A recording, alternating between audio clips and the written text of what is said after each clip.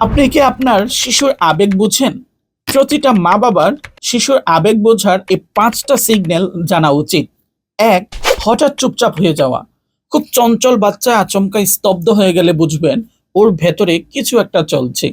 ২. একই প্রশ্ন বারবার করা। যেমন, "তুমি কি আমায় ভালোবাসো? তুমি কি রাগ করেছ?" এই রিপিট প্রশ্ন আসলে বাচ্চার ভেতরের ভয় বা অস্থিরতাকে প্রকাশ করে। ৩. খেলনার উপরে রাগ ঝাড়া। ও খেলনায় যা করছে সেটা হয়তো ওর নিজের ভেতরের রাগ অথবা জেদের একটা বহিঃপ্রকাশ। ৪. নতুন অভ্যাস তৈরি হওয়া, যেমন নখ কামড়ানো। ও কিছু বলছে না মানে ও ঠিক আছে এই ধারণাটা ভুল। এই আচরণ আবেগ চেপে রাখার একটা সিগন্যাল। ৫. রাতে ঘুমে অস্থিরতা অথবা ঘন ঘন জেগে ওঠা। ঘুমের সমস্যা মানেই মানসিক অশান্তি, যেটা ও প্রকাশ করতে পারে না। শিশুদের আবেগ শব্দে প্রকাশ পায় না। তাদের শরীর, অভ্যেস, আচরণে লুকিয়ে থাকে তাদের মনের আসল কথা।